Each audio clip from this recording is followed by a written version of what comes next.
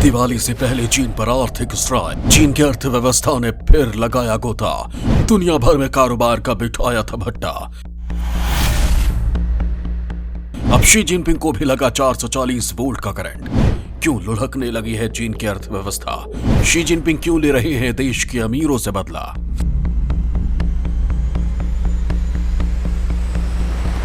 इन दिनों चीन की अर्थव्यवस्था लुढ़कने लगी है। शी जिनपिंग देश की अर्थव्यवस्था की फिसलती रफ्तार पर ब्रेक लगाने की कोशिश कर रहे हैं, लेकिन उनकी हर कोशिश नाकामयाब हो रही है। वहीं दूसरी तरफ चीनी राष्ट्रपति शी जिनपिंग देश के अमीर कारोबारियों से बदला भी ले रहे हैं। देश के कई कारोबारी शी जिनपिंग से काफी ज्यादा परेशान हैं। लेकिन दोस्तों, जैसा कि आप जानते हैं कि चीन में मुंह खोलने पर गूंगा बना देने का प्रावधान है, लिहाजा सभी कारोबारी मुंह को गूंगा कर काम कर रहे हैं। दोस्तों, आज हम आपको बताएंगे कि आखिर चीन के व्यापारियों को शी जिनपिंग टॉर्चर क्यों कर रहे हैं, और हम आपको ये भी बताएंगे कि आखिर चीन की अर्थव्यवस्था औंधे मुंह क्यों गिर रही है।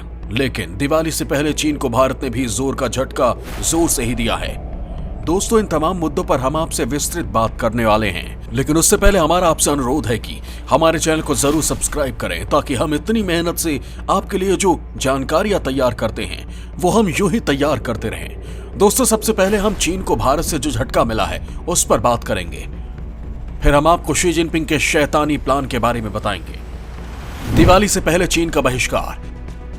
भारत के बहिष्कार बम से चीन की निकली चीख। 50,000 करोड़ से ज्यादा हो चुका है नुकसान। दोस्तों, भारत में दिवाली मनाने की तैयारी चल रही है। लोग अपने अपने घरों की साफ सफाई कर रहे हैं, लेकिन उससे पहले भारतीयों ने चीन की तिजोरी पर झाड़ू लगा डाला है।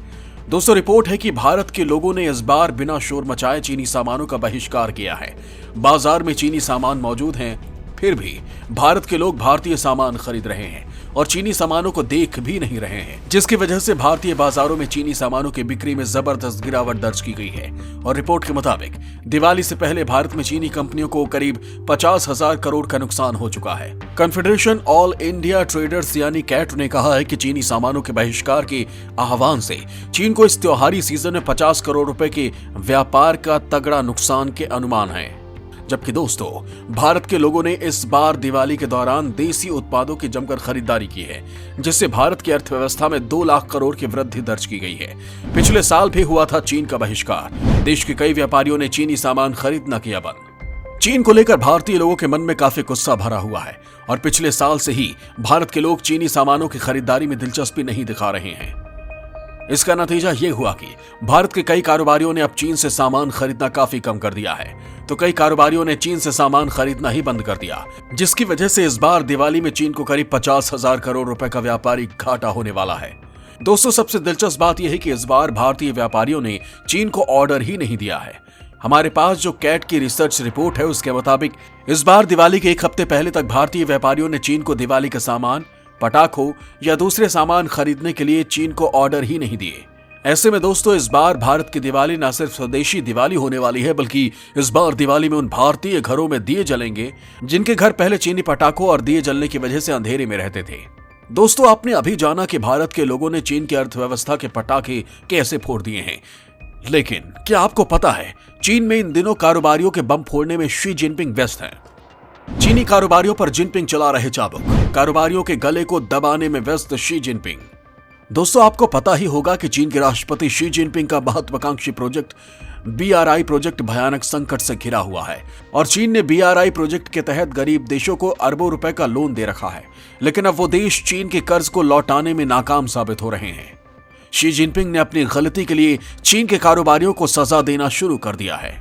दोस्तों, हम सब जानते हैं कि चीन एक वामपंथी देश है, लेकिन अर्थव्यवस्था के लिहाज से चीन अब पूंजीपतियों का देश बन चुका है और अब शी जिनपिंग ने फिर से देश को पूंजीपतियों से आजादी दिलाने की मुहिम शुरू कर दी है और उन्हीं कारोबारियों के गले को घोटना शुरू कर दिया है जिन्होंने चीन की बुनियाद मजबूत की है। दोस्तों, पिछले करीब 2 साल से राष्ट्रपति शी जिनपिंग देश की जनता के बीच अपनी पकड़ खोते जा रहे हैं, लिहाजा वो देश की जनता को अलग अलग मुद्दों में उलझा रहे हैं। शी जिनपिंग ने अब चीन के कारोबारियों को मार्क्सवाद का दुश्मन मानना शुरू कर दिया है और उनका मानना है कि देश के तमाम उद्योगपतियों और कारोबारियों को चीन के सरकार के हर निर्देश को मानना होगा। लिहाजा उन्होंने चीन के कारोबारियों के ऊपर तरह तरह के सरकारी चाबुक चलाने शुरू कर दिए हैं, जिसकी वजह से चीन की कंपनियों को 148 लाख करोड़ का भारी नुकसान हो चुका है। चीनी कारोबारियों को 148 लाख करोड़ का नुकसान। चीन की अर्थव्यवस्था पर मंडरा रहा है बर्बादी का खतरा। शी जिनपिंग ने देश में प्रतिद्वंदियों का किया सफाया।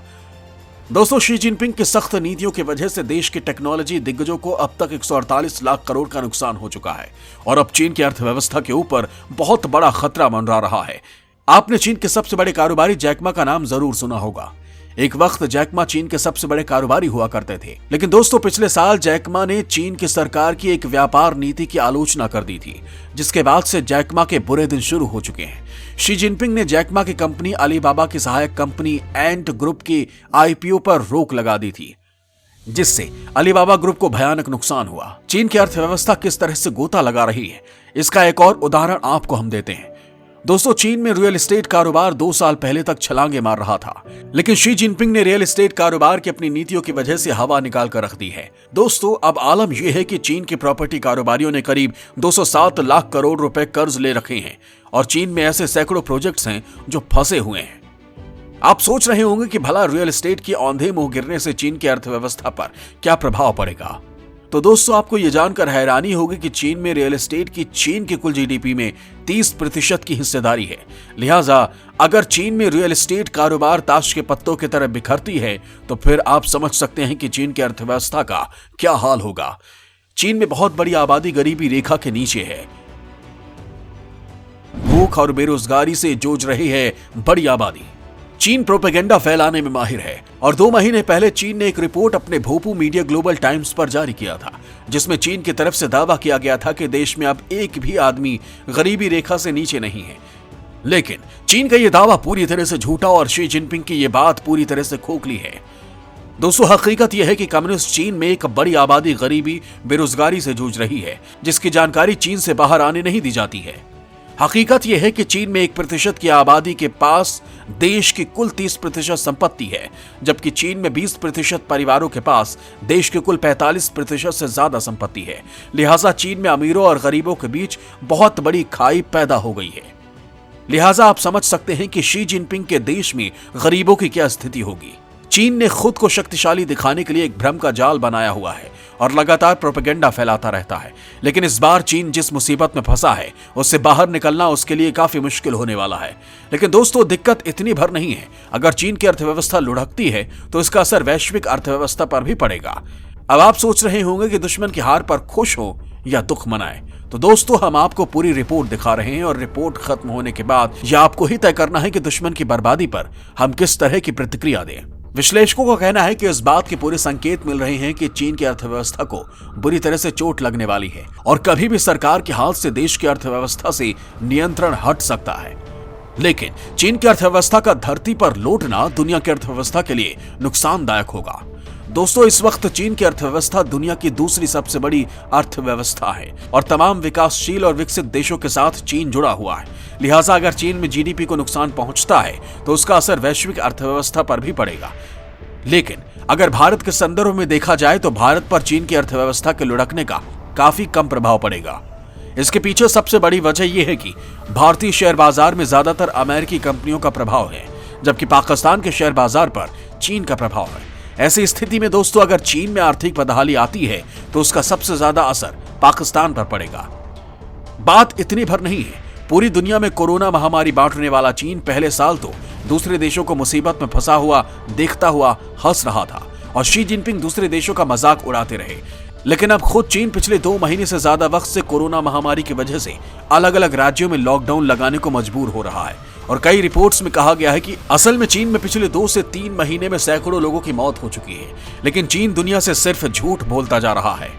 दोस्तों, भले ही चीन ऊपर से कितना ही क्यों ना उछले, लेकिन हकीकत यही है कि चीन के खोखले सीने में सुई चुभ चुकी है और कभी भी उसके फुलाए हुए प्रोपेगेंडे के गुब्बारे की हवा निकल सकती है।